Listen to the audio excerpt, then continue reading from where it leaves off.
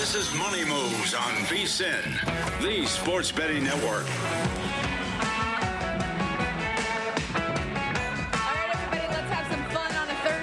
As we welcome you in to Money Moves on VSiN, the sports betting network, alongside Jonathan Von Tobel. Stormy Buonantony with you, live as always in downtown Las Vegas, Circuit Resort and Casino. We got some controversy to get into, some big deals as well. But JVT, we have a game in Major League Baseball that's going to start in the next 5 to 10 minutes, so I feel like we need to jump off here. Sure. Especially considering it's a pretty great pitching matchup as well. You've got the MLB strikeout leader in Jacob Misiorowski taking on the Reds ace in Chase Burns. Milwaukee, more than a $2 favorite in this spot. Low total as expected with these two on the hill at 7. Anything just quickly stand out to you before we get going? Just like you're talking about, I mean, the total of 7 seems almost too easy at this point when you're looking at betting this thing under between Chase Burns and Jacob Misiorowski. So that might be something that's pretty tempting. How about a first 5 total of 3 shaded to the over at minus 125? So that might be worth looking at.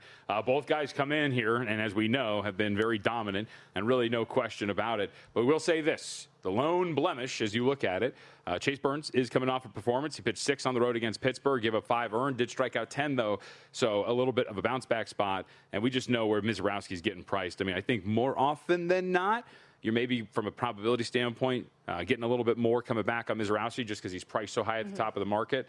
And if you're going to give me Chase Burns, plus 160, asking the Reds to stay inside of a half run is only minus 105. It seems somewhat tempting. Chase Burns, 9-1. All right, fine, we'll bet it. 2.36 ERA here. What I want them to start doing is, can we get props for Jacob Misiorowski's just like miles per hour? The over-under for what he'll top out at 105 and a half the other day. As we talked about with Mike actually last Friday about baseball data and what it is. I mean, it is a part of official baseball data, right? So you could theoretically put some props up on that. If I remember correctly, I think DraftKings during the Home Run Derby had like some exit velocity props, didn't they? Right? Didn't you hit one? Yes, I did.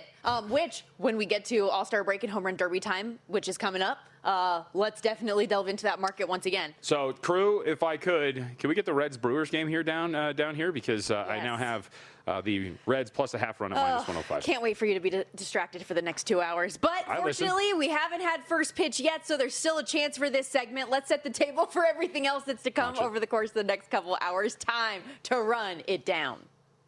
It's time for the top headlines and topics of the day. This is the Rundown.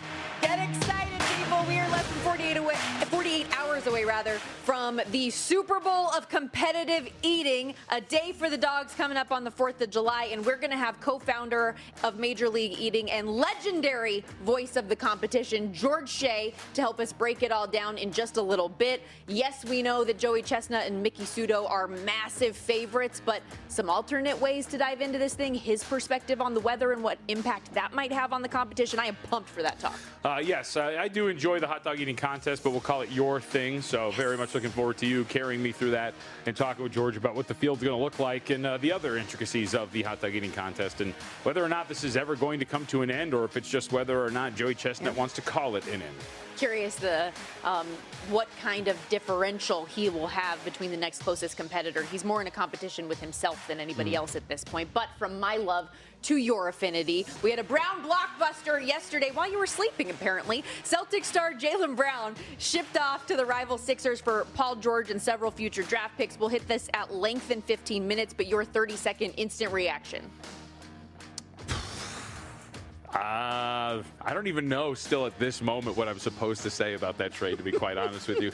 I have taken in a ton of content. I have looked at it over and over again. You've read it over and over again. There seems to be such a valley at times between the reporting around some of these transactions and what actually transpires. And the fact that a report comes out that they're asking for 5 first-round picks and you essentially end up flipping him for Paul George is absolute insanity. So I would say that I don't think this is going on a limb, a wildly disappointing trade for the Boston Celtics. Trading one of your best players to your rival and taking on their injury-prone problem is a bold strategy, Cotton. We'll see if it pays off. Philly goes from 70 to 1 some shops to as low as 20 to 1 right now on DraftKings following the move for an NBA title. Boston, meanwhile, from your Eastern Conference short shot to win a title, 7 to 1 out to 13 to 1. Now, yes, good. In addition to our NBA talk, we'll have Tyler Shoemaker on the program later on in hour 2, get into some WNBA. We got a 3-game card there, but we're going to kick things off with chaos In the World Cup yesterday, it started with Belgium's ferocious comeback against Senegal, erasing a 2-goal deficit in 3 minutes. They were reportedly 98-1 live in the 85th minute. They end up winning and advancing to face, guess who? The U.S., who their win yesterday, 2-0, was marred in controversy as well. Flo Balogun's red card heard round the world. U.S. men's national team, they win in advance after the win over Bosnia, 2-0, so we did cash the spread ultimately on there, despite being down Flo for 30 minutes. Before we give our thoughts on the red card, because we Americans who are diving into soccer this deeply for the first time in a long time are all of a sudden soccer rules analysts and experts. Let's actually hear from a couple of people who know what they're talking about, starting with Team USA head coach Mauricio Pochettino with his belief on what he saw. For me, never is a red card. Watching after on TV, and never was the intention to step up of the player. That was a normal action in football that happened because by accident, and it's never intentional. That is why for me it's never red card. So I'm in total agreement there. How about the Fox Sports rules analyst, former FIFA referee as well, Mark Clattenburg? Does he agree with what Pochettino just said? The problem you've got is, to reach a criteria of the red card, there has to be some speed, there has to be some force, and there has to be some malice. This lacked that.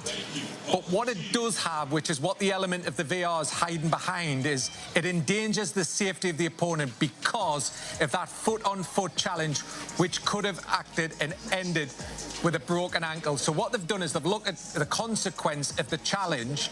However, in my opinion, this didn't endanger the safety of the opponent. Balogun doesn't even look for the foul.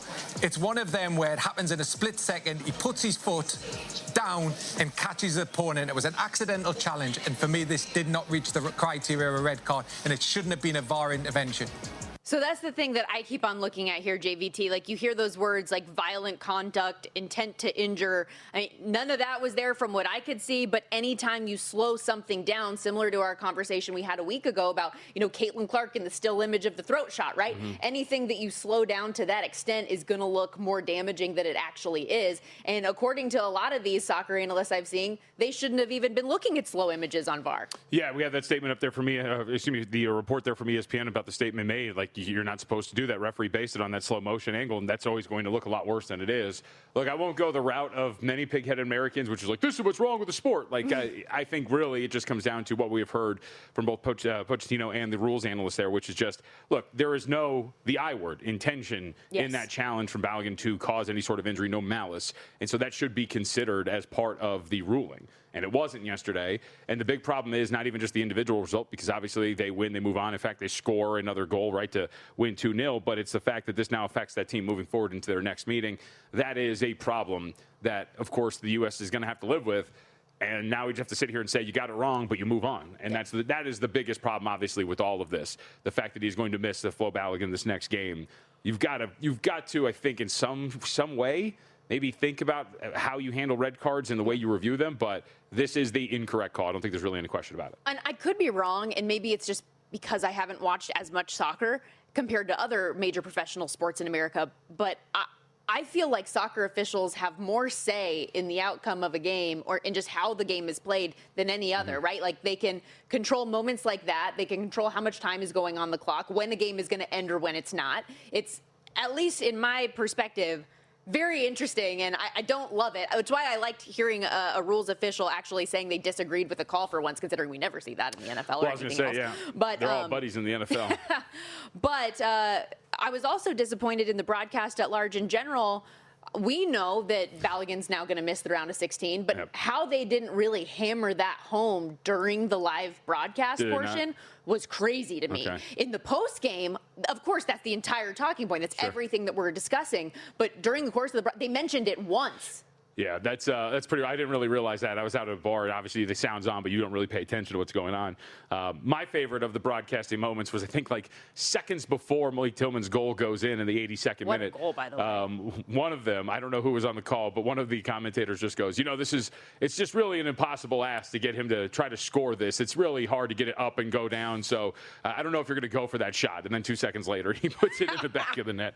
So good. But having to play a man down for more than 30 30 minutes for them to still extend that lead, get the win. Huge. I loved Landon Donovan making the comment post-game. He was, quote, so stressed in the last 15 minutes that even his fake hair was falling off. Yeah. So there's that. The U.S. men's national team now 25-1 to win the World Cup, the shortest odds we have ever seen for them. 11-1 to make the final, plus 320 to make the semi, minus 120 to make it to the quarterfinals now, beating a European team in the World Cup for the first time in 24 years. Very exciting. Second time in history they've won a knockout stage game. Now they do go on to face Belgium without Balogun. Ricardo Pepi is the one who is expected to step in to replace him. Not the elite striker and goal scorer that he is, but still very formidable, capable guy on that end. We've got home field advantage. What can we do here? USA getting bet up, by the way, as well. We've seen them go from, minus 110 and to pick them to minus 130 now. Well, in all of this, we didn't even mention the chaos of the Belgium result from yesterday against Senegal. I did mention it. When you talk about the way that went down, how about a buddy of the show, Adam Hill,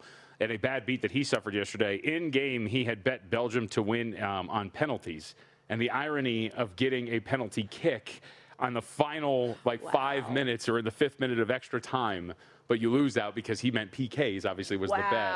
So you do win on a penalty, but ultimately not the penalty kicks that you needed. Also, what did I say yesterday when we were previewing this game? Because I had both teams to score, so that comes through. But I said, if I was picking a side, I like the dog in Senegal. For them to give up the goals that they did late and then lose in that fashion, insane. And if you had a draw, too, you're crazy. A nearly -2 in terms of goal. They should be expected goal differential for Belgium, and they still pull that win off. Oh, my gosh. We have 3 more matches coming up today in the World Cup. We will preview those in a little bit later on in this hour. But when we return, we're going to get the deep dive, the full breakdown on this Jaylen Brown trade, what it means for both the Celtics and 76ers. And our guy, Justin Emery, producer extraordinaire, a very happy Sixers fan today. So you're listening to this podcast because you want an edge. But what if I told you you're only halfway there? You've got the mindset. Now it's time to get the toolkit to match. Here's the thing. Pro bettors spend thousands on data and tools. But what they don't want you to know is that you can get the same edge for a fraction of the cost with VSiN Pro. VSiN Pro gives you access to expert picks, public betting data, prop projections, powerful tools, analytics, and more. Just tap the link in the description and see why thousands of bettors are already using VSiN Pro to cash more bets.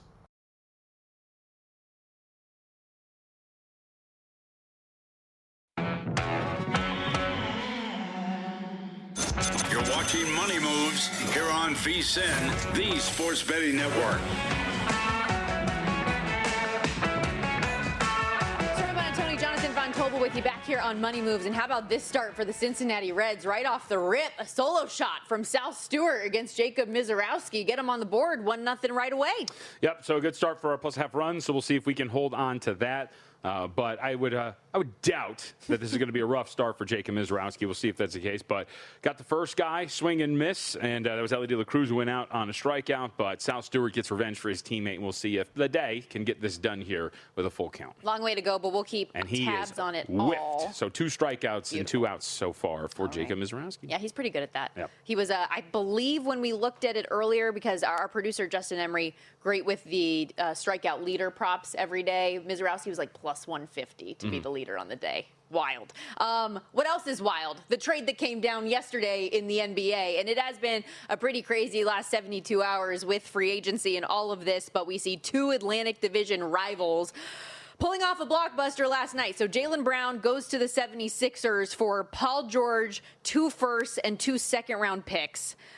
You said last segment you still don't really know what to make of this. I really wrap my head around it. Before we get a little bit more in detail in this, I think that our audience should hear how you learned about the trade yesterday. Why? Because I texted you and I was like, okay, so give me your thoughts. And you text me back like an hour later, yo, I just woke up. It was just one of those where I didn't mean to, my schedule. I like to wake up at like 3:34 in the morning, and I don't get much sleep. Bedtime is probably around like 11 o'clock, so not the healthiest of habits when it comes to lack of sleep. And every once in a while, that catches up with you. Every once in a while, you kind of lay down for a second, and you're like, all right, I'm going to just read something on my phone real quick, and then soon enough, it's 3:45. and you have no idea what just happened. You have a text from one of your teammates asking you, quick, give me your reaction to this complicated NBA transaction. And I was just like, I don't know, dude. I actually never responded to you guys afterward. Well, at least you weren't coming out of anesthesia like Bill Simmons, apparently. If you haven't seen this, I guess he was finishing a colonoscopy. This is what he said on the pod. At a medical facility around 3:20 Pacific time. He wakes up and says, quote, I'm not really coherent. I'm like, I think I'm dead. I think I died. The anesthesia killed me, and now I'm a dead person because he didn't believe what he was reading. I mean, I wouldn't either. I don't think anybody did. It goes back to, as we brought up at the open of the show, this has been an interesting cycle of news for the NBA and specifically the reporters around the association, only because obviously we had this nonsense of, hey, it's going to happen today. Hey, it's going to happen today with Giannis Antetokounmpo. We had Chris Haynes report that Giannis was going to the Boston Celtics and then he got traded to the Miami Heat. We had reports that the Celtics were looking for draft packages of 5 first-round picks. And then we get here where it's just, again, another somewhat misrepresentation of the situation that the Celtics were getting nowhere near those offers for 5 first-round selections, and he essentially goes for a flip of Paul George. It's a brutal look for the Boston Celtics, and it just makes you think, behind the scenes, there had to have been something more going on here. Because you don't make this trade with that package, and you don't do it now. Because you can just, there is no difference in making this deal now as opposed to making this deal in August, September, when you get closer to training camp getting started. You're not in the building together. You're not playing games. You're not getting ready for camp. So for them to get this offer and for that to be the deal that they accept is really alarming from the Celtics perspective. Well, I think what everybody keeps saying is at this point, after you put him on the block for Giannis, the toothpaste is out of the tube. At that point, you can't really put it back in. With the relationship with he and Jason Tatum, because that's another layer to this, too. Apparently, over the last however many weeks, a lot of people had been calling about Jason Tatum. Celtics weren't willing to budge on that. Brown was always going to be the piece that they were willing to move, despite him coming off the best season of his career to this point. How much of that do you think has to do with maybe not just stuff behind the scenes, but like how analytically driven are they? Like you would know better than I, based on some of the numbers that have come out about the team actually being better with him off the court and all of that kind of stuff. Well, I mean, we could play this from Windhorst. If you look at it from a net rating standpoint, like Jaylen Brown wasn't an overt positive when he was on the floor. A lot of that has to do with points scored, on, off, all that sort of thing. But I thought this is pretty interesting because a lot of people immediately, because I knew the second I saw this quote from Windhorst, because I was listening to the emergency podcast that he put together, I was like, oh boy, people are going to run with this because they're just going to look at points and shooting and they're not going to understand what he's saying here. But this is Brian Windhorst on his podcast, The Hoop Collective, talking about what the Celtics felt like the value was of Derek White versus Jaylen Brown in last season's performances. Look, I just know that the Celtics felt that even though Jaylen Brown was talking about himself for MVP, or there was this MVP campaign for Jaylen Brown, the Celtics did not feel that Jaylen had the best season on their team. And I don't mean Jason Tatum. I'm talking about they felt that Derek White had a better season. Despite the fact he had a poor shooting season. I agree. But they felt he impacted winning the most. And the statistics that people use to analyze. Yeah, on, off, and whatnot. Said that. Yeah. There was a wide valley in on-off differential for these two. When Derek White was on the floor, he improved the Celtics' net rating by 7.8 points every 100 possessions. When Jaylen Brown was on the floor, their net rating got worse by 5.6 points per 100 possessions. So we're talking about a difference between the two of, I'm not good at math, but I'm going to go with 13.4, somewhere around there.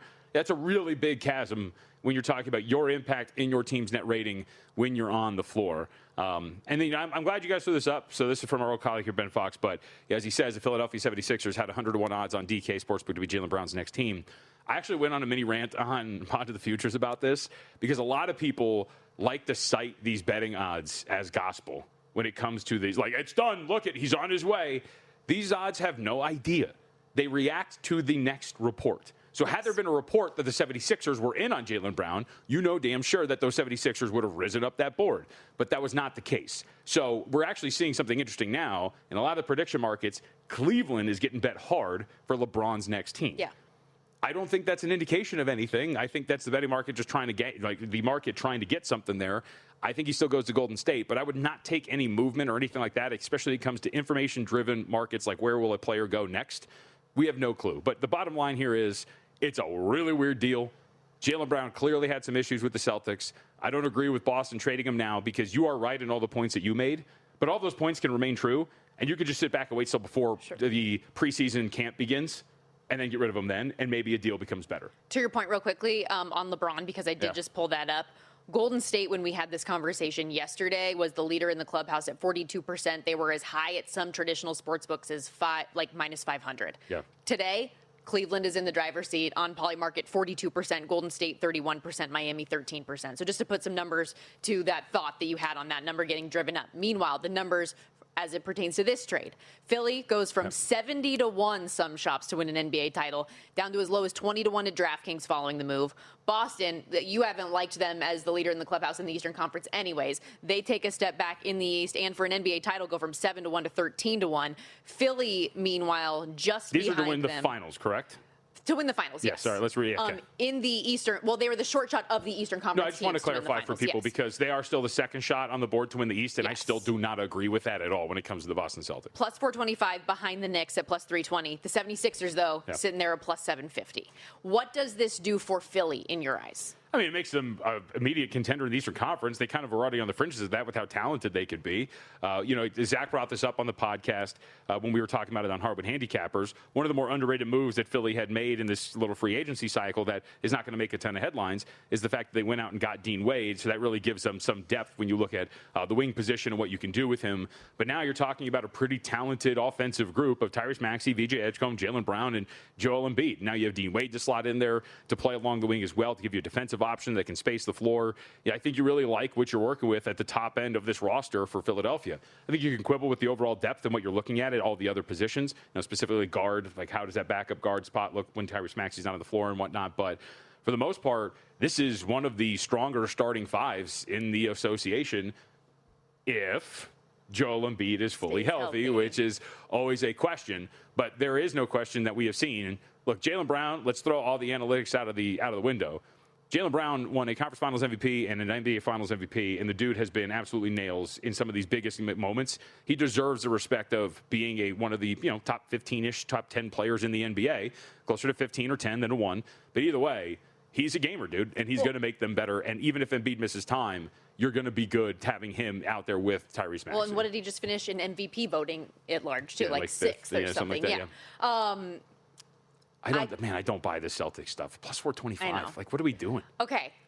Words cannot describe how excited I am for what's to come on the show. I know this was a great conversation, but nothing quite compares to my love and affinity for the 4th of July hot dog eating contest. Mm-hmm. George Shea, voice of the whole thing. You hear those incredible introductions that he does for all of these guys. We're going to have one special for him coming up next segment as well, so get ready for that. Speaking of the 4th of July, need to remind you, we're bringing back something we very rarely do here at the network, a multi-year VSiN Pro subscription in honor of the 4th. For this week only, you can get 2 full years of VSiN Pro, $299. So that's access through July of 2028 at about 70% off what our usual monthly price is going to be. That'll get you everything we do here, the daily best bets, the real-time bet splits, the unlimited articles, AI-powered prop projections, and so much more, as well as our NFL betting guide that's out now, the college football betting guide that's going to be coming up soon. But the 4th of July offer disappears after July 7th. Head over to vsin.com/subscribe now to lock in the 2 years of VSiN Pro for that discounted price. That's vsin.com/subscribe. George Shea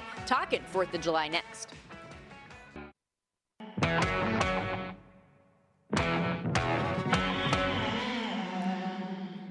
You're watching Money Moves here on VSiN, the Sports Betting Network. Ladies and gentlemen, the time has come to discuss what can only be termed a day for the dogs coming up Saturday, the 4th of July. Yes, a day for independence, but also a day for gluttony, excess, and fun. When the last stadium has emptied, when the final scoreboard has gone dark, when history asks who convinced us that heroes could be measured in hot dogs, one voice will still echo. For decades, he has stood before champions as though summoning warriors to Mount Olympus, transforming ordinary men and women into immortals with mustard belts and showing millions that destiny could be decided by the very next bite. Please welcome that voice, the ringmaster of excess, co-founder of Major League Eating and MC of the Nathan Nathan's famous hot dog eating contest, George Shea. Welcome, George. How are you today? Thank you very much for having me. I am honored. We're going to have to get you to the 4th of July as an announcer. George, it's only my dream. I kid you not, the Super Bowl of Major League Eating, the Nathan's famous 4th of July hot dog eating contest, is a holiday in my household. And I am so curious to get your thoughts on what this is all going to look like this weekend. For the novice that might not know about Major League Eating, you need to know how much weather can impact this kind of stuff. And I've been looking the heat and humidity. I'm a little bit nervous for some of these people that might be trying to break previous best, world records, all of that kind of stuff. What can you tell us about what we should expect out there on Coney Island?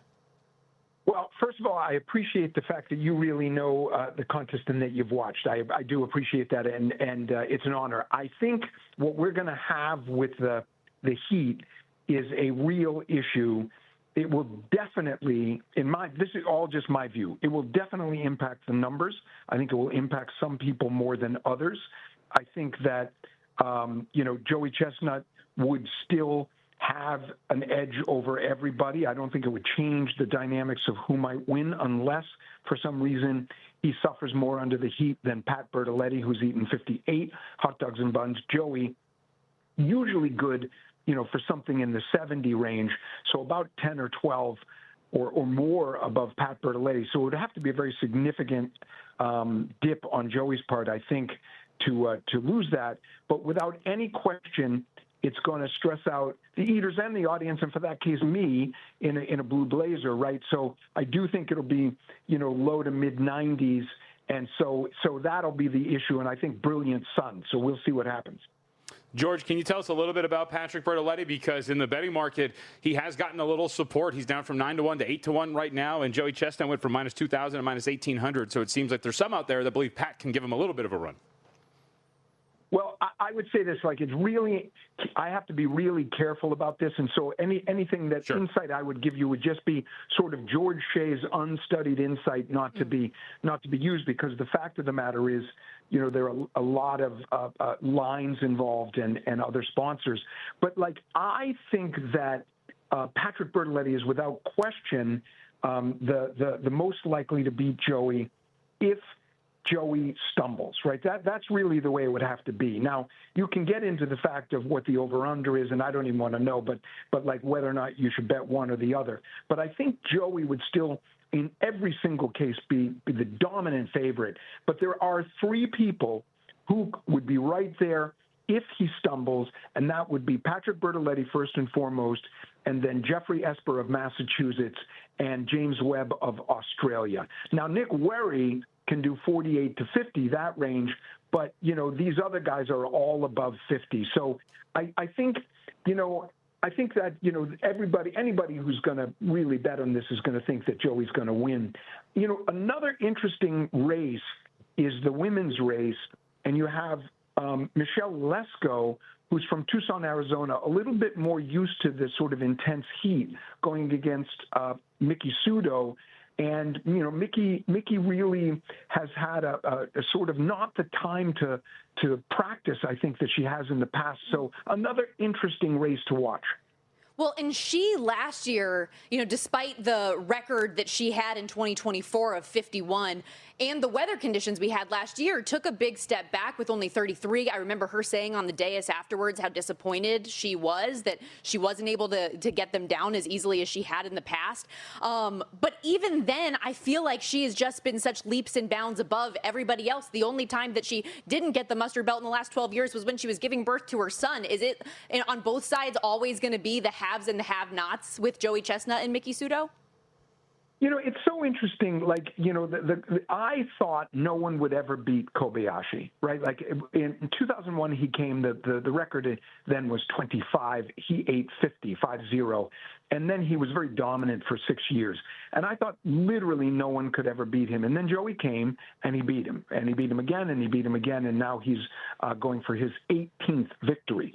So everybody always can be beaten. It's really just a matter of when. And I think that once again, if you're doing sort of a sober analysis of this, you have to think both Mickey and Joey have a big advantage over everybody else given their performance in years past. However, Mickey last year wasn't really there with her numbers, but neither was Michelle. So Michelle could eat that kind of mid-30s. The question is, will she? And the other item here is that in order to have the hot dogs done, they cannot be cooked too long before the contest, and they cannot be cooked too close to the contest.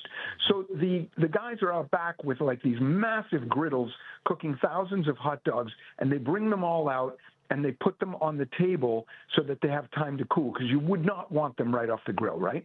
So, however, if they're in the sun and it's 95 degrees, that is going to dry out the bun, right? So there's going to be an impact on this. And I think some of that happened last year when the hot dogs may have come out just a little early and it toughened them up and dropped the numbers. So we'll see what happens this year. But 95, think of it. You put a hot dog and a bun out for 15 minutes, that's going to have an effect.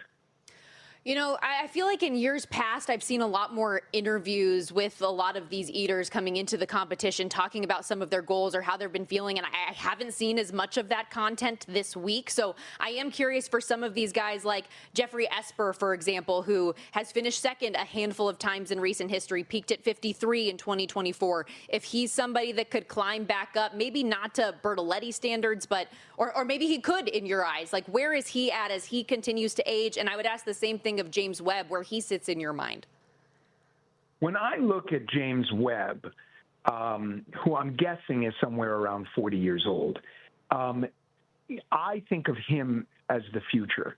And the reason for that is he's a very fierce competitor.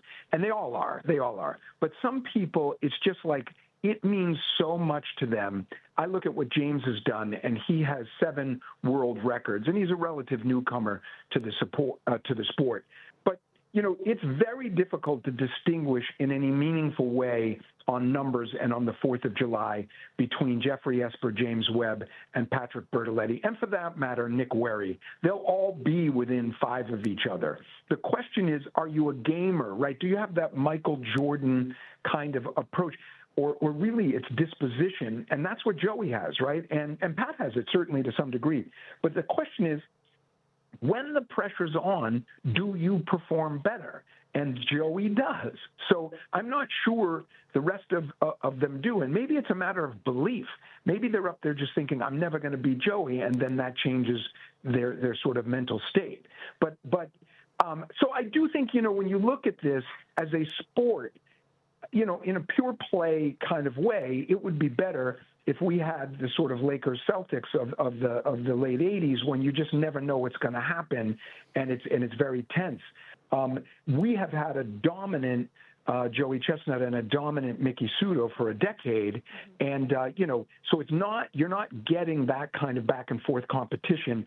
And in some ways, people almost tune in to see if Joey can break his record, and almost like this sort of like, I'm just checking in on my patriotic duty, touching base with America to see Joey Chestnut. It's a very unusual kind of appeal, but people do watch, and they watch regardless of whether or not Joey's going to win.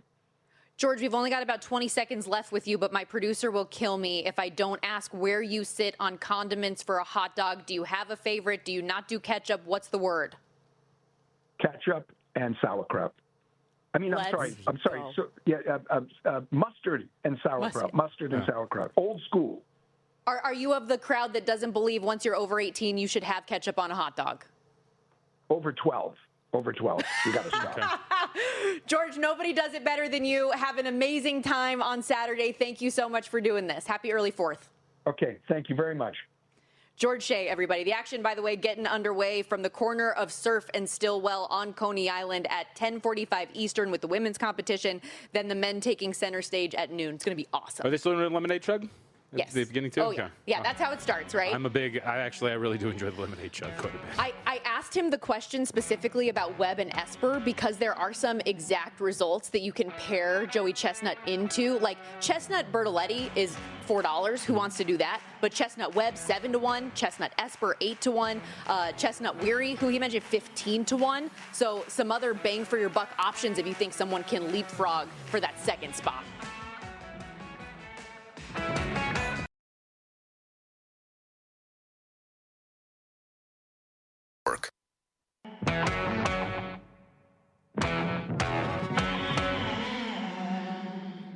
You're watching Money Moves here on VSiN, the Sports Betting Network. Okay, guys, I'm sorry, but George Shea is the absolute coolest.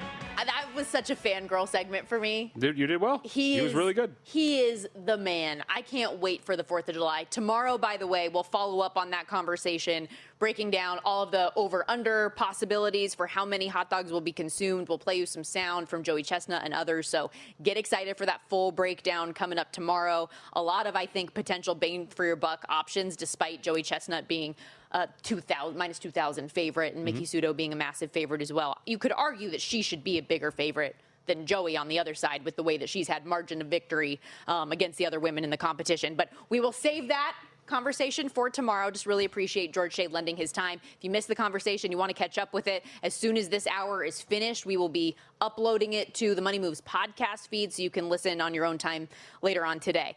We have so much more to get to today in the world of sports, though. 3 more matches to come in the World Cup, one of which is going to get underway in just about 15 minutes or so in Spain and Austria. And we're seeing some late money here come in on Austria. Spain was minus 1,000 to advance, still a very heavy favorite at minus 800, but pretty decent price shift here. Austria now 5-1 to advance. They're 9-1 on the 90-minute money line. Spain about $3 there. I did end up playing Spain on the spread minus a goal and a half. A team that is yet to concede a goal in this tournament. And I know they had that opening game shocker in group play, the scoreless draw to Cape Verde. Cruised through the stage, though, and all with 3 clean sheets. They have a 34-game unbeaten streak in the round of 32, and I don't think that they have played to their full capabilities yet. Austria feels like a good opponent on the other side for them to finally get the offense they've been looking for. Yeah, so I ended up tailing our guy Alex Blowers here on Spain to win to nil at even money is where I found it. You've mentioned the defense for Spain has been tremendous here. The expected goal number for them, just a half goal through their group match play so far. They've been absolutely tremendous on that end. And as Blowers points out in his article, too, I mean, this is a team that's pretty banged up front as well, dealing with some of those injuries. And maybe a reason why they've not been as effective on offense. So instead of risking it and asking them to win by multiple goals, I think asking them to win to nil and a shutout another opponent, I think that's definitely something they could do here against Austria.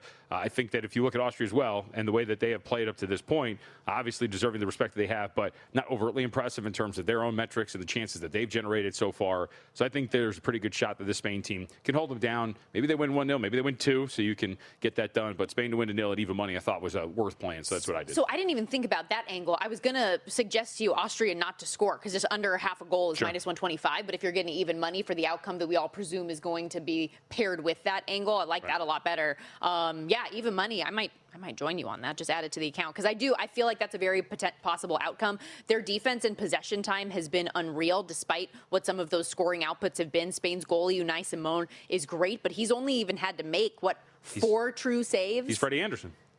Yeah, right? Right. I mean, that's a great way to put it. He has not We'll faced... talk about him later, by the way. He has got a new home. Yeah, so he has not faced really any shots or high danger chances or anything, so you're putting in some pretty good performances. So look at this, though. So Spain, a top 5 possession team in the field for the World Cup at large right now, made me look a little bit closer at Austria's 2-0 loss to Argentina, as they are also a top 5 possession team in the competition. They only had 1 shot on target, 6 attempts, and you already mentioned the half a goal unexpected goals. So I think that's a great angle. The expected goal differential for Spain per 90 minutes, plus 161 compared to Austria's minus 0.23. Austria is not a particularly strong defensive team, giving up multiple goals in 2 of their 3 group stage matches. So hopefully we can get over the hump with all of these plays on Spain and they play to their capabilities. How about Portugal and Croatia? My big question here for this second match of the day is, do we trust this Portugal team? What do we do with them at this point? Because I kind of like the idea of taking a shot on Croatia, not going to lie, or maybe like those double chance bets. Why is that? well, Portugal, you beat Uzbekistan 5-0, and we're supposed to believe that you're good all of a sudden. I'm explaining to you. Like that. No, so I'm just personally. You look like you took offense to the question. Like, no, I want to hear your logic. I think, and I don't want to be another person that's jumping on the let's trash on Cristiano Ronaldo bandwagon, Sure. but the struggles in the knockout rounds have been well documented for him, and the way that his presence alone has kind of changed the way this team plays offensively matters. And they're not turning the ball over in the midfield. They're not getting any of those extra chances. And I think his lack of, at least from what I've heard from a lot of these analysts that are watching and living, eating, and breathing this stuff, his lack of effort has caused a lot of problems for them, and their coach refuses to sit him.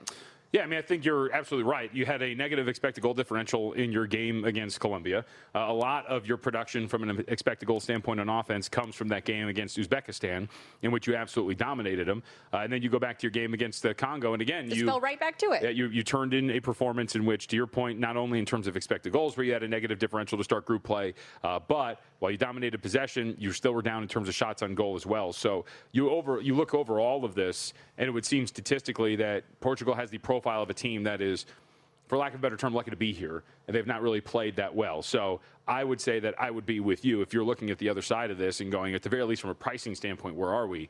On a three-way to lay $1.40 with Portugal seems like something I would not want to do personally, knowing the overall profile of what they've turned in so far in the group play stage. And I know Croatia's not the best defensive team. They've given up a lot of shots. Not a lot of goals, though, aside from the England matchup, which we know how good England can be and the striking ability they have. But they are pretty physical defensively. And I was looking at the total at 2.5 as well, because if they play well defensively, and even if they're middling defensively, Portugal struggled so much scoring, Portugal, for their offensive pitfalls, has played really well on D. So they conceded just 1 goal all tournament so far. Croatia finished the group stage with the 3rd fewest shots and 5th fewest expected goals from a scoring standpoint. So I didn't play anything yet. I might get to it a little bit later. Lean under, and also, like I said, maybe the double chance with Croatia, maybe even the draw at plus 280. I think there are a few plus money angles that are worth at least looking at in this game, with Portugal not playing as well as we all expected them to. And we should be clear, to your point about the way that these games were played so far too.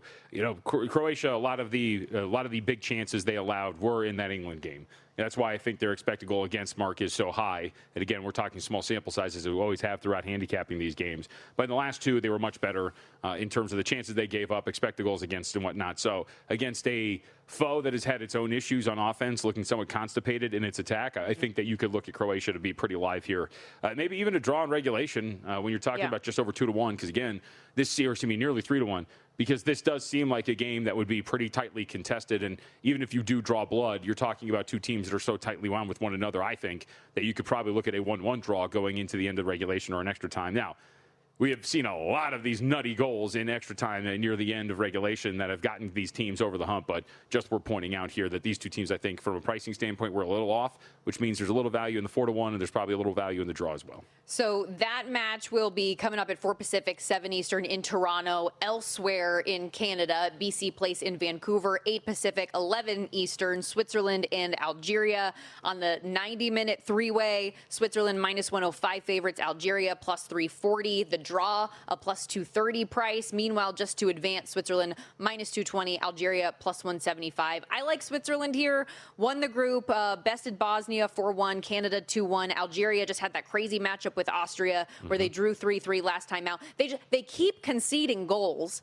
I just don't feel like their defense has enough to contain what the Swiss have on the other side. I also lean Switzerland team total over 1.5 that you can get at a good plus money price, plus 108 I'm seeing right now. I'm with you. I mean, I thought the Swiss side so far has been really impressive on offense. And obviously you have some tilted results in that direction, but still, I think they have been really fun to watch. And even in their draw with Qatar, you look at that, and statistically, that was a game which they probably should have had a much better result. So I'm with you in the side of this has been wildly impressive for Switzerland, and at even money, you're not laying a price to ask them to win in regulation. I think it's pretty fair. I know you like some of these goal and a halves you've been playing in this one. I wouldn't say minus 1.5 at a plus price would be like shaking my head at that at all. Yeah, the spread in that one plus 130 if you want to lay the goal and a half with Switzerland. If you just want to take them over a goal and a half team total for them to score themselves. Again, that's around plus 105 to plus 108. I just played Switzerland on the money line minus 105 earlier this morning.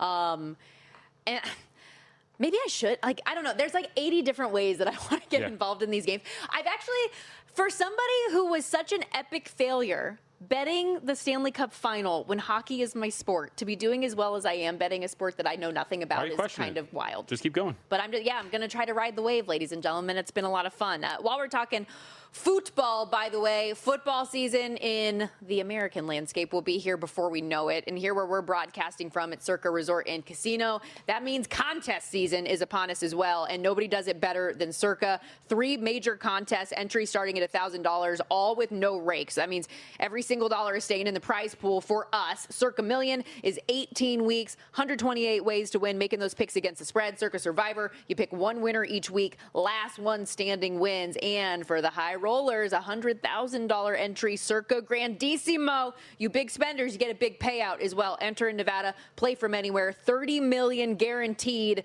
You want to learn more, head over to circasports.com. That's where you can get more details. Again, circasports.com. We're going to step aside here. When we come back to the W, we go. Excited to have Tyler Shoemaker in town. He's going to hang out in studio, get some best bets for the 3-game WNBA card. Don't go anywhere. We're resetting for hour 2. Coming up after this on VSiN, the Sports Betting Network.